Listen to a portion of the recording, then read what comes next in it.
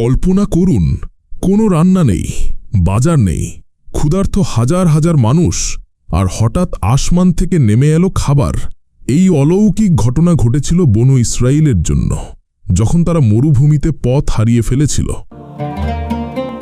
আল্লাহু আকবার, আল্লাহু আকবার।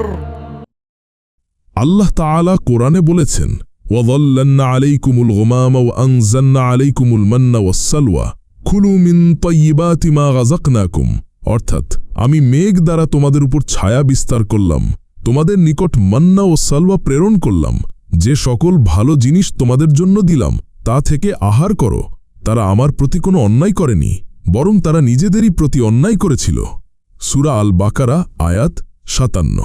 মান্না কি? মান্না ছিল আকাশ থেকে নেমে আসা এক ধরনের মিষ্টি রস, শিশিরের মতো জমে যেত, মধুর মতো স্বাদযুক্ত। সালওয়া কি?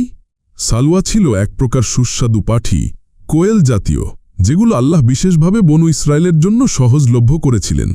মরুভূমির মধ্যে হাজারো মানুষের জন্য খাবার সরাসরি আকাশ থেকে নাজিল হতো। এটা ছিল আল্লাহর কুদরতের স্পষ্ট নিদর্শন। কিন্তু দুঃখজনক হল, তারা এই নেয়ামতের কদর করেনি, নানা অভিযোগ আর অকৃতজ্ঞতায় ডুবে গিয়েছিল। ফলে আল্লাহর গাজাব কাবের উপর নেমে আসে। এর থেকে যে শিক্ষণীয় বিষয় তা হল, আল্লাহের নিয়ামতকে ছোট মনে করা যাবে না। অকৃতজ্ঞতা মানুষের ধ্বংস ডেকে আনে, এবং আল্লাহ দেয়া রিজিক সবসময় আলহামদুলিল্লাহ বলে গ্রহণ করতে হবে।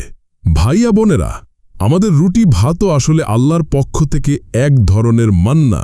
তাই প্রতিটি গ্রাসে আলহামদুলিল্লাহ বলা আমাদের কর্তব্য। ফলো, লাইক, কমেন্ট করুন, যেন এমন আরও কন্টেন্ট আপনার কাছে পৌঁছে যায়। ইসলাম প্রচারে আপনার একটি শেয়ারই হতে পারে কারো হেদায়েতের দরজা।